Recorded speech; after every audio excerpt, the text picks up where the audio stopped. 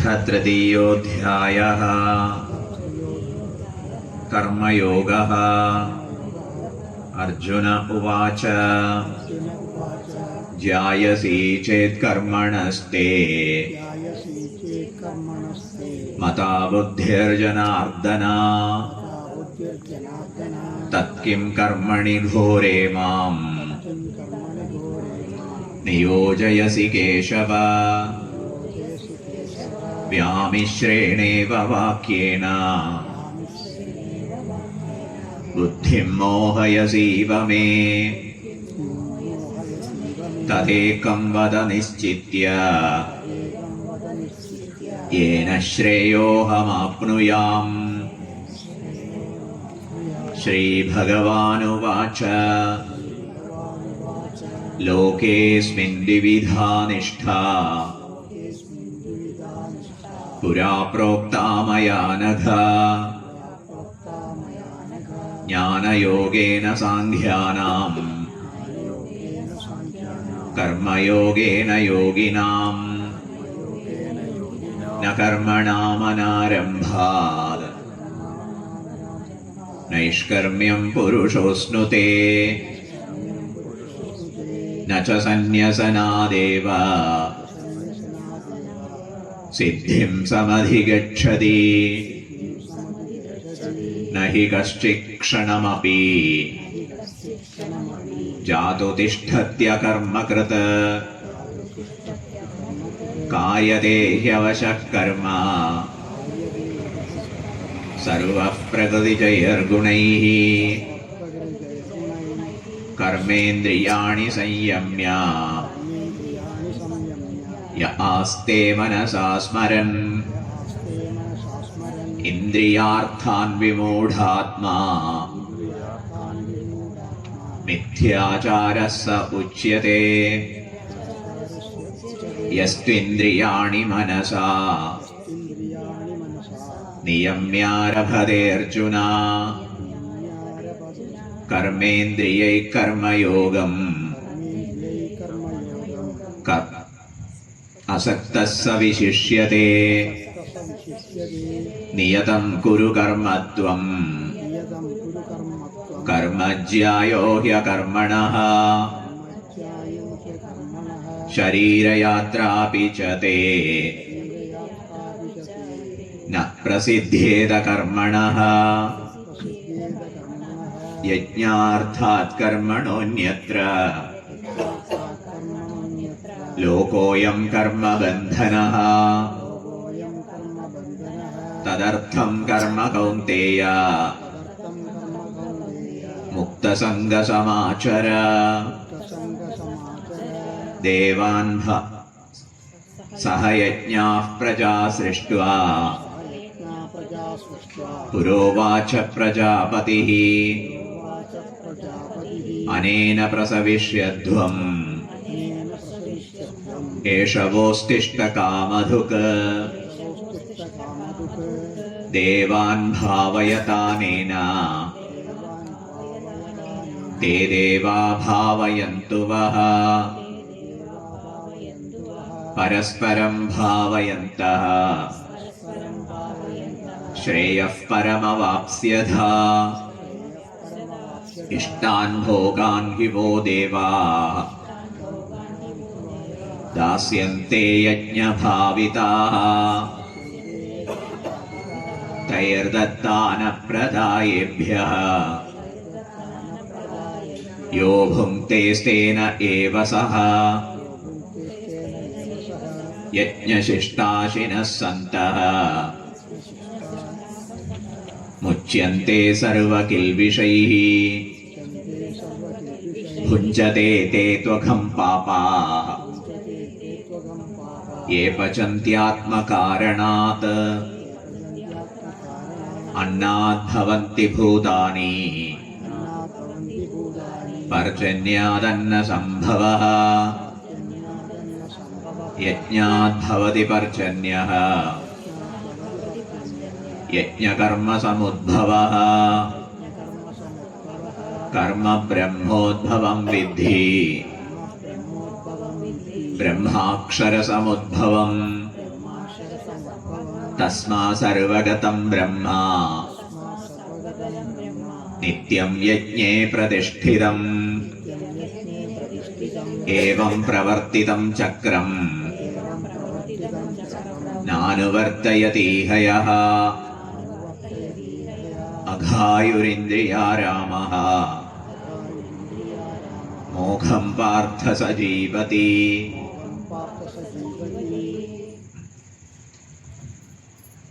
അർജുനൻ സംശയം ഉന്നയിച്ചു. എന്തായിരുന്നു അർജുനന്റെ സംശയം? ജ്ഞാനമാർഗമാണ് ശ്രേഷ്ഠമെങ്കിൽ, എവിടെയെങ്കിലുമൊക്കെ പോയിരുന്ന് ധ്യാനിച്ച് ആത്മസാക്ഷാത്കാരത്തിന് വേണ്ടി ഉത്സാഹിക്കുന്നതാണ്, ഉദ്യമിക്കുന്നതാണ് ശ്രേഷ്ഠമെങ്കിൽ, ശ്രേയസ്സിനായി പ്രാർത്ഥിച്ചുകൊണ്ട് അങ്ങയെ സമാശ്രയിച്ച എന്നെ ഘോരമായ യുദ്ധകർമ്മത്തിന് എന്തുകൊണ്ടാണ് ഭഗവാൻ അങ്ങ് നിയോഗിക്കുന്നത്? അങ്ങയുടെ വാക്യങ്ങൾ, സോറി ടു സേ, എൻ്റെ ബുദ്ധിയെ മോഹിപ്പിക്കുന്നത് പോലെ തോന്നുന്നു. അങ്ങ് ആശയങ്ങൾ കൂട്ടിക്കലർത്തി പറഞ്ഞതുപോലെ തോന്നുന്നു, ആകെ മിക്സ് ചെയ്ത് പറഞ്ഞതുപോലെ തോന്നുന്നു. It must be my fault. ഭഗവാൻ ഒരു ദ്രോഹം ചെയ്തു എന്ന് അല്ല അർജുനൻ ഉദ്ദേശിക്കുന്നത്. It must be my fault. എൻ്റെ ഒരു ഗ്രാസ്പിംഗ് കപ്പാസിറ്റിയുടെ കുഴപ്പമായിരിക്കും. ഏതായാലും ഫലത്തിൽ അങ്ങനെയായിരിക്കും. അതുകൊണ്ട് ഭഗവാൻ, പ്ലീസ് ഡു വൺ തിങ്. എന്താ ചെയ്യേണ്ടത്? രണ്ടിലേതാണോ ശ്രേയസ്കരം എൻ്റെ വിഷയത്തിൽ അത് നിശ്ചയിച്ച് കൃത്യമായിട്ട് ഡയറക്ഷൻ തരണം. അർജുൻ്റെ ഒരു പട്ടാള ബുദ്ധി ആവശ്യപ്പെടുകയാണ്. What has to be done? എന്താ ചെയ്യേണ്ടതെന്ന് കൃത്യമായിട്ട് പറയണം. എന്നാ പിന്നെ ഞാൻ അത് ഇത് ആലോചിച്ച് കൺഫ്യൂസ്ഡ് ആവേണ്ട കാര്യമില്ലല്ലോ.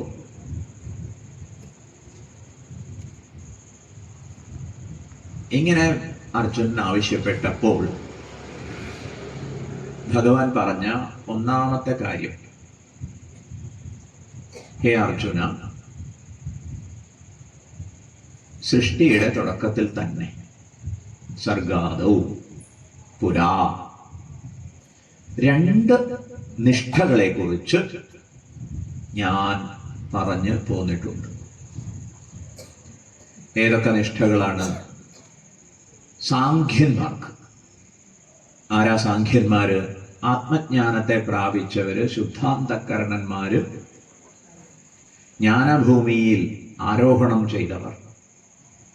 അവർക്ക് വേണ്ടിയിട്ട് ജ്ഞാനയോഗ നിഷ്ഠ ഞാൻ ഉപദേശിച്ചു. യോഗികളെ ഉദ്ദേശിച്ചു. യോഗികൾ എന്ന് പറഞ്ഞാൽ ഈ കോണ്ടെക്സ്റ്റിലെ അന്ധകരണ ശുദ്ധിയില്ലാത്തവര്, രാഗദ്വേഷ കാലുഷ്യമുള്ളവര്, വേദാന്ത വിജ്ഞാനം നേടിയിട്ടില്ലാത്തവര്, അവർക്കായിക്കൊണ്ട് കർമ്മയോഗത്തിന്റെ നിഷ്ഠയും ഞാൻ ഉപദേശിച്ചിരിക്കുന്നു. അവരുടെ കാര്യത്തില് അവർക്ക് ഈ ഭോഗ്യലോകമല്ല തങ്ങളുടെ ലക്ഷ്യം എന്നുള്ള ഒരു വ്യക്തത സാമാന്യമായിട്ട് വന്നിട്ടുണ്ട്. ഒരു കർമ്മയോഗത്തിലൂടെ പുരോഗമിക്കട്ടെ എന്ന് ഭഗവാൻ നിശ്ചയിച്ചിരിക്കുകയാണ്. ലോകേസ്മിൻ ദ്വിവിധാ നിഷ്ഠ പുരാ പ്രോക്താ മയാ നഘ ജ്ഞാനയോഗേന സാഖ്യാനാം കർമ്മയോഗേന യോഗിനാം. പിന്നെ ഭഗവാൻ പറഞ്ഞു, കർമ്മണാം അനാരംഭാത്ത്, കർമ്മങ്ങളെ ആരംഭിക്കാതിരിക്കുന്നത് കൊണ്ട് പുരുഷൻ നൈഷ്കർമ്മ്യത്തെ പ്രാപിക്കുന്നില്ല.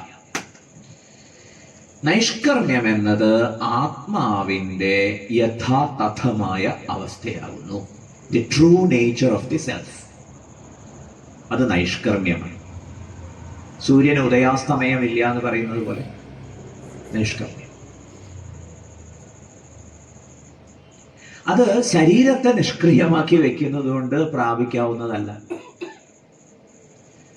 കർമ്മം ചെയ്യുന്നതുകൊണ്ട് നഷ്ടമാവുന്നതുമല്ല.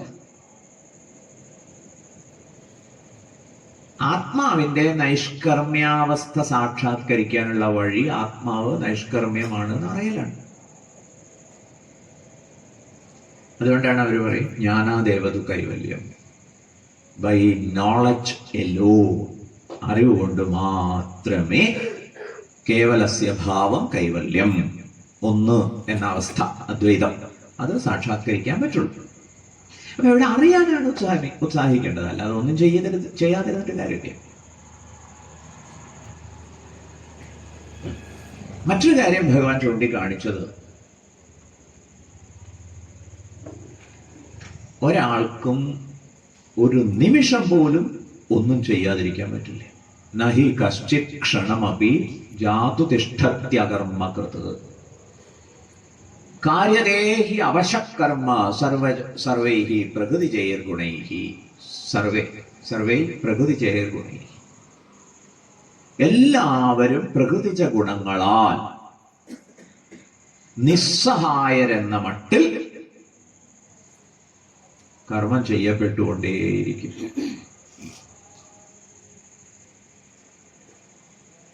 ഈ വിഷയവും തിരിച്ചറിയണം. അപ്പൊ ഒന്നും ചെയ്യാതിരിക്കുന്നില്ല എന്ന് നിശ്ചയിക്കുന്നവനൊന്നും ചെയ്യാതിരിക്കാൻ പറ്റില്ല. അവന്റെ വാസനകൾ പ്രേരിപ്പിച്ചുകൊണ്ടേയിരിക്കും. ഒരിടത്ത് ഒരു കൊട്ടാരത്തിൽ സംഗീത പരിപാടി നടക്കുക, സംഗീത കച്ചേരി.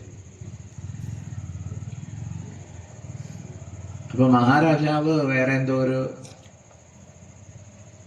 കൊട്ടാര വിഷയകമായിട്ടുള്ള ഒരു ഭരണ വിഷയത്തിൽ വളരെ ഇൻവോൾവ് ആയിരുന്നു.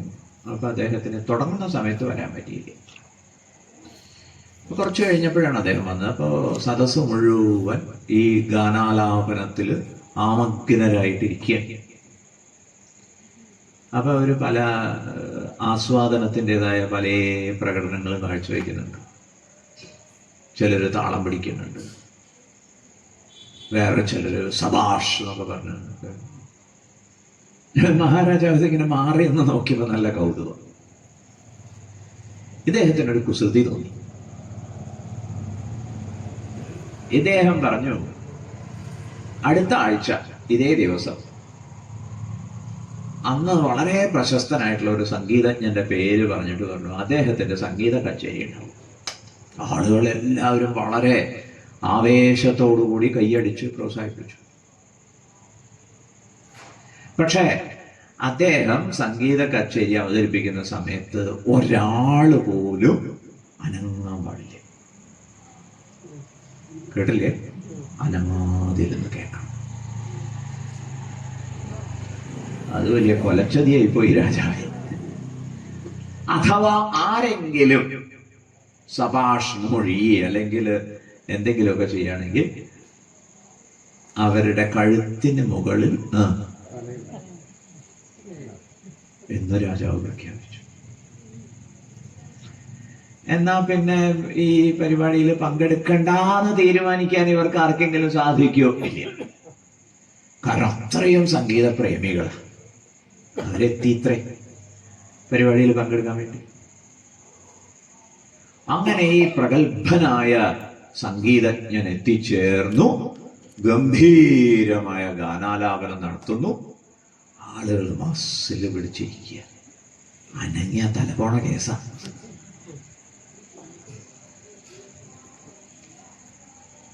ഈ പാടുന്ന ആളാകെ അത്ഭുതപ്പെട്ടുപോയി. ഇതെന്ത് പറ്റി സദസ്യർക്ക്, ശ്രോതാക്കൾക്ക്? എന്തായാലും സംഗീത കച്ചേരി പുരോഗമിച്ചു. ഒരു ഘട്ടം വന്നപ്പോൾ എല്ലാവരെയും ഞെട്ടിച്ചുകൊണ്ട് ഒരു പ്രസ്താവന. ഒരാൾ എണീറ്റ് നിന്നിട്ട്, തല പോയാലും ശരി സഭാഷ്.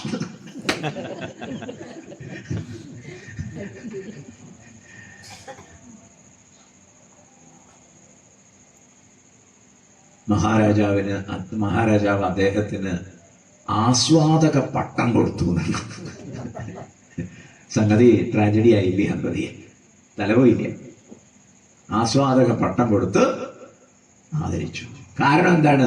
തല പോലെ പോകുന്ന കേസായിട്ടും പക്ഷെ സാധിക്കില്ല എന്ന് പറയാ. ഈ ആസ്വാദകരെ സംബന്ധിച്ചിടത്തോളം ഒരു സഭാഷണം പറയാൻ കാര്യതേയവശ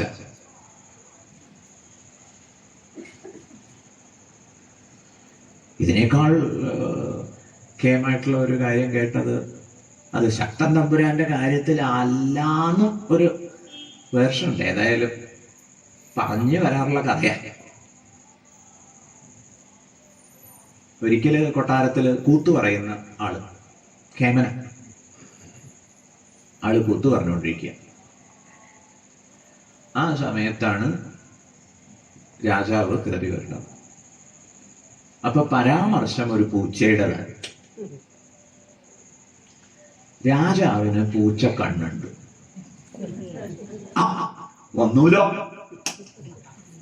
അപ്പൊ ഈ ചാക്യാന്മാർക്ക് ആരെ വേണമെങ്കിലും, രാജാവല്ല ആരെ വേണമെങ്കിലും പരിഹസിക്കാൻ കഥ പറയുന്നതിന്റെ ഭാഗമായിട്ട്. അപ്പൊ മഹാരാജാവ് അവിടെ വന്ന് അമർന്നിരുന്നു. പിന്നെയും ഒരു ഡോസും കൂടി അദ്ദേഹത്തിന്റെ സ്വാതന്ത്ര്യം ഉപയോഗിച്ചു, മനോധർമ്മം ഉപയോഗിച്ചു. രാജാവിന് ഇരിക്കപ്പെടുകയില്ലാതെ ആളെണ്ണീട്ട് പുറത്തു പോകുമ്പോ പരിചാരകരോട് പറഞ്ഞിട്ട് പോയി. കൂത്ത് കഴിയുമ്പോ ചാക്യാരോടൊന്ന് മുഖം കാണിക്കാൻ വരാൻ പറയൂ കേട്ടോ. ഇത് ശക്തൻ തമ്പുരാന്റെ കാര്യത്തിൽ നിന്ന് പറയുന്നതാണ് ഒരു സുഖം. കൂത്ത് കഴിഞ്ഞ് വേദി വിട്ട് ഇറങ്ങിയപ്പോ പരിചാരകൻ പറഞ്ഞു, മുഖം കാണിക്കാൻ പറഞ്ഞിട്ട്. ചാക്യാർക്ക് ഉറപ്പായി ഒട്ടുക്കത്തെ കാണിക്കലാവും. എന്തായാലും ശരി, രാജാജ്ഞ ധിക്കരിക്കാൻ പറ്റില്ലല്ലോ, കാണിക്കാൻ കൊണ്ടുപോയി. എന്ത് മുഖം.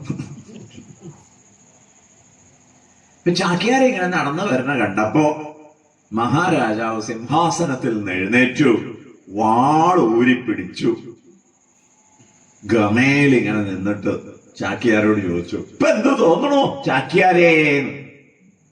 ചാക്യാര് കിടുകിടാ വിറച്ചുകൊണ്ട് പറഞ്ഞു, പൂച്ചയുടെ മുന്നിൽ പെട്ട എലിയെ പോലെ തോന്നുന്നു.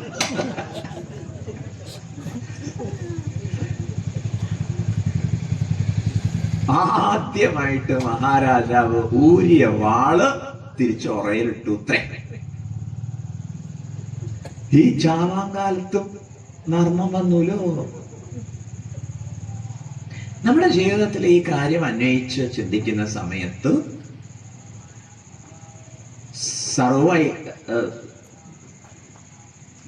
അവശഃ പ്രകൃതിജൈഹി ഗുണൈഹി, പ്രകൃതിച്ച ഗുണങ്ങളാൽ അവശരായി നാം ചെയ്തു പോവും എന്നാണ് പ്രസ്താവന. പ്രകൃതിച്ച ഗുണം എന്ന് പറഞ്ഞാൽ പ്രകൃതിയിൽ നിന്നുണ്ടായ ഗുണം 3 സത്വം, രജസ്, തമസ്. ഇതിന്റെ പല കോമ്പിനേഷൻസുമാണ് നമ്മുടെ ചിന്തയെയും വികാരങ്ങളെയും ഒക്കെ തീരുമാനിക്കുന്നത്. ഈ കാര്യം മനസ്സിലാവുന്നുണ്ടോ? സത്വത്തിനൊരു ഭാവമുണ്ട്, അത് പ്രകാശം, അറിവ്, അതൊക്കെയാണ് ഭാവം. രജസിനാണെങ്കിൽ ഇരിക്കപ്പെടുത്തിയില്ലായ്മ. തമസനാണെങ്കിലോ കേട്ടില്ലേ? പക്ഷെ ഇത് പല പ്രകാരത്തിൽ യോജിച്ച് അനുഭവപ്പെടും. അതാണ് നമ്മുടെ ഉള്ളിലുള്ള ചിന്തകളോ. ഇപ്പൊ കർമ്മവാസനകളെയാണ്, ജന്മജന്മാന്തരങ്ങളിലായിട്ട് ചെയ്തിട്ടുള്ള കർമ്മവാസനകളെയാണ് ഇവിടെ പ്രകൃതിച്ച ഗുണം എന്നതുകൊണ്ട് ഉദ്ദേശിച്ചിരിക്കുന്നത്. അതിൽ നിന്ന് രക്ഷപ്പെട്ടിരിക്കാൻ ആർക്കെങ്കിലും സാധിക്കുമോ? നഹി കശ്ചിത് ക്ഷണമപി ജാതുതിഷ്ഠത്യകർമ്മകൃത് കാര്യതേ ഹ്യവശകർമ്മ സർവഃ പ്രകൃതിജൈർഗുണൈഃ.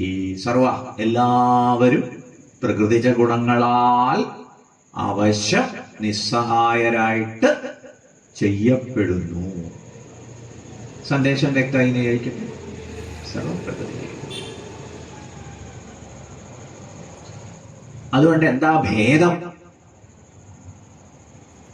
ഇന്ദ്രിയാദികളെ അടക്കിയിരിക്കുക എന്നുള്ളതല്ല കരണീയമായിട്ടുള്ള കാര്യം. ഇതാണ് സന്ദേശം.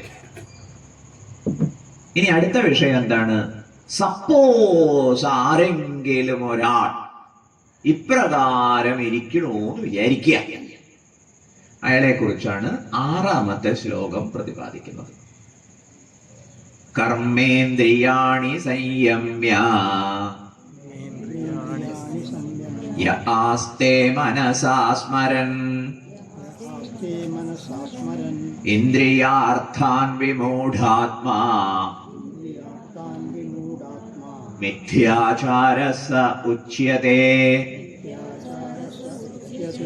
കർമ്മേന്ദ്രിയാണി സംയമ്യ യ ആസ്തേ മനസാ സ്മരൻ ഇന്ദ്രിയാർത്ഥാൻ വിമൂഢാത്മാ മിഥ്യാചാരസ ഉച്യതേ. സഹ അവൻ, അവനാരാണ്?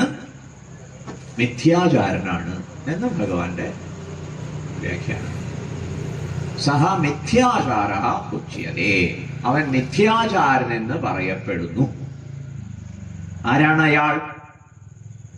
കർമ്മേന്ദ്രിയാണി സംയമ്യ, കർമ്മേന്ദ്രിയങ്ങളെ അടക്കി വെച്ചിട്ട്.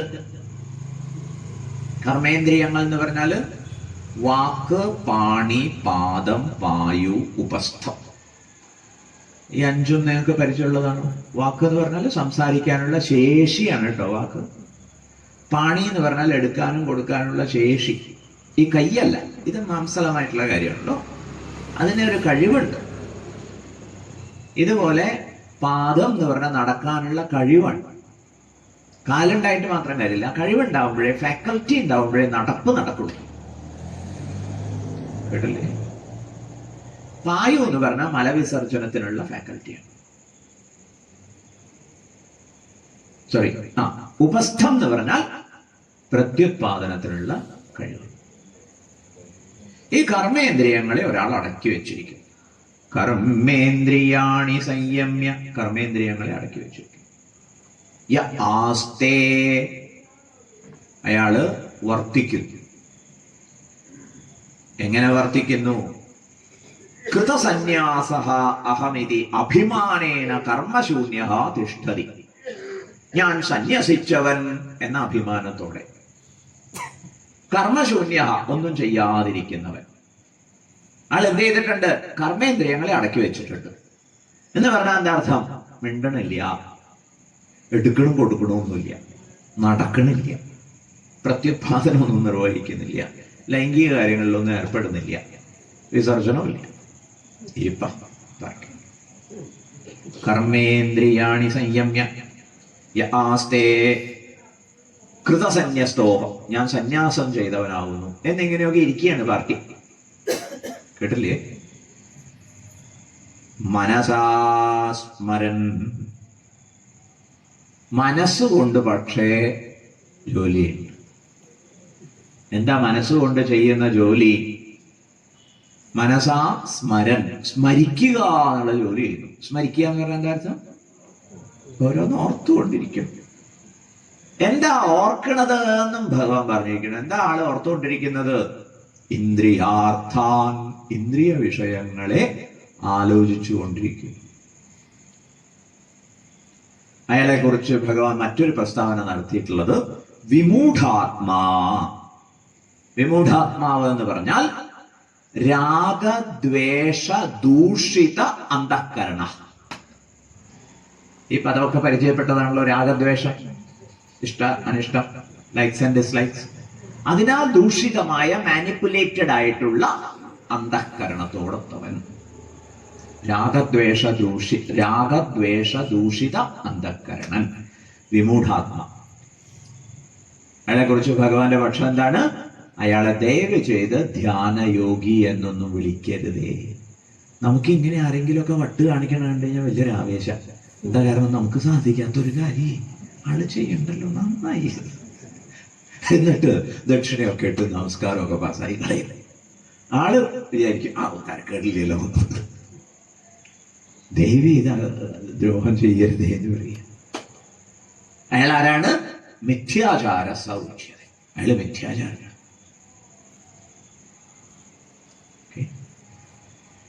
അയാള് കാണിക്കുന്ന വിഡ്ഢിത്തം എന്താണ്? അന്തഃകരണത്തിൽ കാമ താല്പര്യങ്ങൾ പ്രബലമാണ്. രാഗദ്വേഷ ദൂഷിത അന്തഃകരണനാണ്. അതുകൊണ്ട് പല ആഗ്രഹങ്ങളുണ്ട്. കേട്ടില്ലേ? മസാല ദോശ കഴിക്കണം എന്ന് ആഗ്രഹമുണ്ട്, സീരിയലുകൾ പലതും കാണണമെന്ന് ആഗ്രഹമുണ്ട്, പലയിടത്തും പോകാനുള്ള ആഗ്രഹമുണ്ട്. ഇങ്ങനെ നമ്മുടെ ആഗ്രഹങ്ങളൊക്കെ ആലോചിച്ചിട്ട് ലിസ്റ്റിൽ ചേർത്ത് വെച്ചോ. പക്ഷേ ആത്മധ്യാനമാണ് പ്രധാനം എന്നൊക്കെ അവിടെ നിന്നൊക്കെ കേട്ടിട്ട് ആള് അതൊക്കെ അടക്കി വെച്ചു. ഇയാളൊന്നും ചെയ്യാതിരിക്കുന്നു എന്ന് പറയാമോ? ഫിസിക്സ് അനുസരിച്ച് ചലനം ഉണ്ടെങ്കിലേ കർമ്മമുള്ളൂ, അങ്ങനെ ഫിസിക്സിന്റെ ഒരു ഭാഷ. പക്ഷേ ഓടുന്ന കുതിരയെ തടഞ്ഞു നിർത്തുന്നത് വലിയൊരു സാഹസം തന്നെയാണ്. ഇതുപോലെയാണ് മനസ്സിൽ നിറയെ ആവേശങ്ങൾ. ജ്ഞാനേന്ദ്രിയങ്ങളുടെ സ്ഥിതി എന്താന്ന് ഇവിടെ പറഞ്ഞിട്ടില്ല. കണ്ണടച്ചിരിക്കാൻ പറ്റുമായിരിക്കും. ചെവി ആരെങ്കിലും അടച്ചിരിക്കാറുണ്ടോ? മൂക്കിൽ പഞ്ഞി വയ്ക്കുന്ന ഒടുക്കല്ലേ? നാക്കുകൊണ്ടൊന്നും ചെയ്യുന്നില്ല. മൂക്കിലൂടെ ഗന്ധം വരുന്നുണ്ട്, ചെവിയിലൂടെ പലതും ഒഴുകിയെത്തുന്നുണ്ട്. അതൊക്കെ തന്നെ ഓർമ്മയെ ഉണർത്തും. മനസ്സിലായില്ലേ? മനസാസ്മരൻ, മിഥ്യാചാരം. അപ്പൊ ഈ ഒരു രീതി സമീപനം ശരിയല്ല എന്ന് ഭഗവാൻ ഓർമ്മിപ്പിക്കുന്നു. ഇവിടെ നമ്മൾ പ്രായോഗിക തലത്തിൽ ശ്രദ്ധിക്കേണ്ട ഒരു കാര്യം എന്താണെന്നറിയാമോ? ജീവിതത്തിൽ അച്ചടക്കം വരേണ്ടത് മൂല്യവിവേചനം കൊണ്ടായിരിക്കണം. അല്ലാതെ ഹഠാത് എന്ന് പറഞ്ഞാൽ കമ്പൽസറി ആയിട്ട് നിയന്ത്രിച്ചാൽ അത് ആരോഗ്യകരം ആയിരിക്കില്ല. അങ്ങനെ ഹഠാത് നിയന്ത്രിക്കുന്നതിന് സപ്രഷൻ എന്നാണ് പറയുക. ആ പ്രയോഗം മനസ്സിലാവുന്നതാണല്ലോ അല്ലേ? സപ്രഷൻ. ആചാര്യന്മാര് ഈ ശ്ലോകത്തിന് പൊതുവെ ചൂണ്ടിക്കാണിക്കുന്ന ഒരു ദൃഷ്ടാന്തമാണ്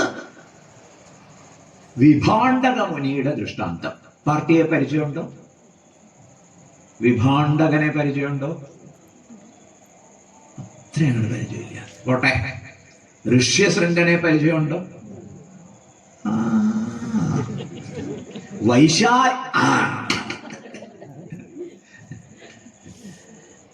വൈശാലി സിനിമ കണ്ടിട്ടില്ലേ? സ്വാമി കണ്ടിട്ടില്ല. അപ്പൊ അവിടെ മുനിയുടെ പേര് വിഭാണ്ഡകൻ. ഈ മുനിയുടെ പുത്രനാണ് ആര്? ഋഷ്യശൃംഖൻ. മുനിക്കൊരാഗ്രഹം ഉണ്ടായിരുന്നു, തനിക്കൊരു അബദ്ധമൊക്കെ പറ്റി. അങ്ങനെയാണ് കുട്ടി ഉണ്ടായത്, ഋഷ്യശൃംഖൻ ഉണ്ടായത്. അവന് അബദ്ധം പറ്റരുത്, അതുകൊണ്ട് കർശനമായ നിയന്ത്രണമൊക്കെ അടിച്ചേൽപ്പിച്ചു. കേട്ടില്ലേ? ഈവൻ ഈ മാമുനി വിഭാണ്ഡകൻ, വിശേഷമായിട്ടുള്ള ഒരു ഭാണ്ഡം ധരിച്ചു നടക്കുന്നവൻ എന്ന് വേണമെങ്കിൽ അർത്ഥം പറയാം.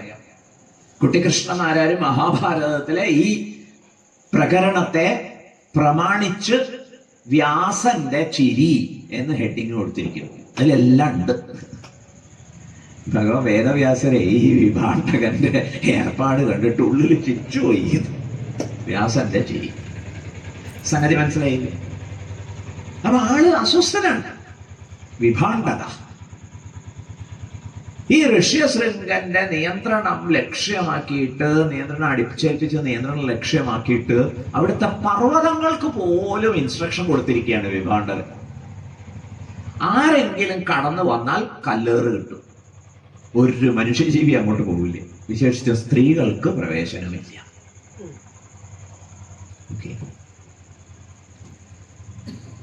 ആ കാലത്താണ് അംഗരാജ്യത്തിൽ മഴ പെയ്യാത്ത പ്രശ്നം ഉണ്ടായത്.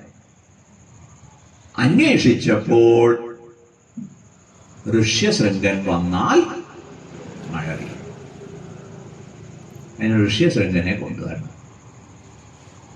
എന്നാ ആരെങ്കിലും ഒക്കെ പോയി വിളിച്ചോണ്ട് വരിക, ആകർഷിച്ചു കൊണ്ടുവരാനേ.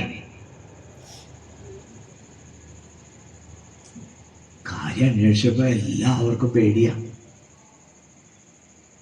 ഒടുക്കം ചില സ്ത്രീകളെ അതിനുവേണ്ടി നിയോഗിച്ചു. അവർ വളരെ തന്ത്രശാലികളായിരുന്നു. അവര് പോയി ഋഷ്യശൃംഖനെ കണ്ടു. ഋഷ്യശൃംഖൻ പറയണത് എന്താണ്? ഓ, ഗംഭീര തപസ്വികൾ, ജടയ്ക്കൊക്കെ എന്താ നീളം. കേട്ടില്ലേ? പിന്നെയോ ഇല്ലാത്ത ചില അവയവങ്ങളൊക്കെ സാധനാസിദ്ധിയാവും.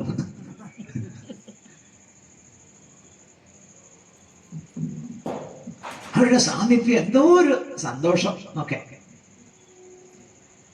അവര് കൊടുത്ത പഴങ്ങൾക്കൊന്നും ഞെട്ടില്ല, ലഡുവാണ് കൊടുത്തത്. കഴിച്ചപ്പോ പൊട്ടി.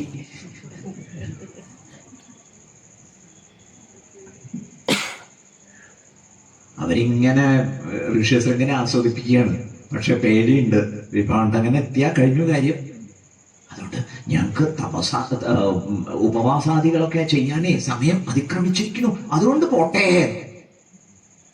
നീ വരണം.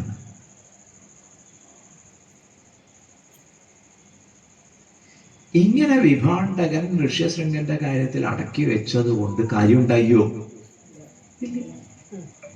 അടുത്ത ദിവസം ആ സ്ത്രീജനത്തിന്റെ കൂടെ ഋഷ്യശൃംഖൻ പോയി. മഹാരാജാവാകട്ടെ മകളെ വിവാഹം കഴിച്ചു കൊടുത്തു, ശാന്തയെ വിവാഹം കഴിച്ചു കൊടുത്തു. വിഭാണ്ടകൻ ഇങ്ങനെ എഴുന്നള്ളി വരുന്നുണ്ട്. ഉടനെ മഹാരാജാവ് അദ്ദേഹത്തെ സന്തോഷിപ്പിക്കാനുള്ളതൊക്കെ യാത്രയിലൂട്ട് വഴിയിലൂട്ട് നീള സജ്ജമാക്കി എന്നൊക്കെയാണ് പറയാൻ ഉദ്ദേശിച്ചത്. സപ്രഷൻ ശരിയല്ല. ഇത് പറഞ്ഞ ഒരാളാണ് മനഃശാസ്ത്രത്തിന്റെ പിതാവ് എന്നറിയപ്പെടുന്നത്. ആരാ? സപ്രഷൻ ശരിയല്ല എന്ന് പറഞ്ഞ ആളാണ് മനഃശാസ്ത്രത്തിന്റെ പിതാവ് എന്ന് അറിയപ്പെടുന്നത്. അതാരാ?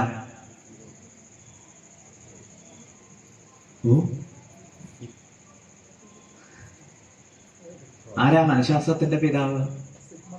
Sigmund Freud. പാശ്ചാത്യ മനഃശാസ്ത്രം, പൗരസ്ത്യ മനഃശാസ്ത്രം എന്ന് പറഞ്ഞിട്ടൊരു ശാഖ അങ്ങനെ കൽപ്പിച്ചിട്ടില്ല. മനഃശാസ്ത്രമൊക്കെ ഇവിടെ പറഞ്ഞിട്ടുണ്ട്, പക്ഷെ മനഃശാസ്ത്രം അങ്ങനെ വകതിരിച്ചിട്ടില്ല. കേട്ടില്ലേ? ഇപ്പൊ മനഃശാസ്ത്രത്തിന്റെ പിതാവ് എന്നറിയപ്പെടുന്ന സിഗ്മണ്ട് ഫ്രോയിഡ്, അദ്ദേഹം എന്ത് പറഞ്ഞു? സപ്രഷൻ പാടില്ല. പക്ഷെ അയാൾ മറ്റേ എക്സ്ട്രീമിലേക്ക് പോയി. Whatever comes to you, you must express. അങ്ങനെയാണ് ഇടക്കാലത്ത് ഒരു ഹിപ്പി ഫാഷനൊക്കെ വന്നില്ലേ? എന്താ കാര്യം? തോന്നിയത് ചെയ്യാം, തോന്നിയവാസം. ഇപ്പൊ അത് വ്യാപകമുണ്ട്, തോന്നിയത് ചെയ്യാം.